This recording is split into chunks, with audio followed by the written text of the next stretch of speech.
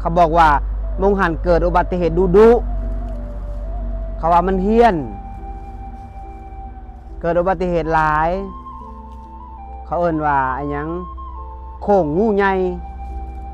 และแมลงนี่มันเป็นปลาซ่าพร้อมแมลงนี่สิพาช้ำมันน้อยๆไปนอนอยู่โค้งงูใหญ่หันมงเกิดอุบัติเหตุดุหันสิไปบำเพ็ญเพียรภาวนาอยู่หันแมลงนี่นอนปราสาทนะลูกแมลงเนาะแมลงสิบำเพ็ญอยู่ปราสาทนี่แหละพระกรรมฐานเฮานักปฏิบัติเฮาควรปีกวิเวกมองผีดุผีภาษาภูเขาธรรมป่าไม้ที่เอามองได้ผีดุถึงจะเห็นจิตเอาชนะความย่านให้มันได้ถ้าจะเอาชนะความย่านบ่ได้เจ้าจิตเจ้าก็ยังบ่เป็นโซดาบันจิตเจ้าก็ยังบ่เป็นเทวดาต้องบ่ให้มันย่านแล้วก็บ่ให้จิตมันติงดิกถึงจะเข้าไปสู่ความสงบอันสูงสุดได้ถ้าเขายังย่านอยู่โอ้ยยากแล้วต้องปีกวิเวก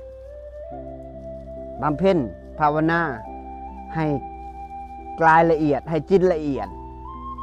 จิตมันถึงจะร่วมได้บ่ให้กลายหยาบบ่ให้จิตหยาบ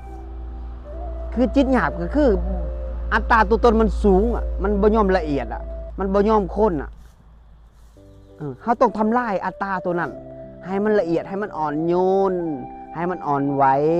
บ่ให้จิตมันแข็งกระด้างมันถึงจะเข้าถึงธรรมได้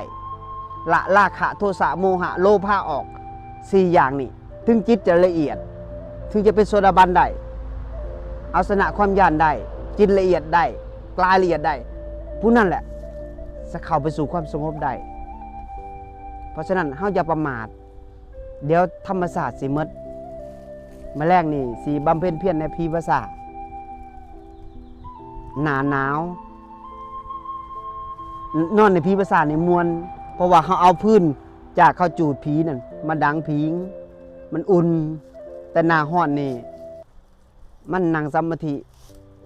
มันอาการมันเหือมันออกมันบ่ได้เต็มที่พอบันไดจิตปฏิบัติบูชาให้มันได้หลายที่สุด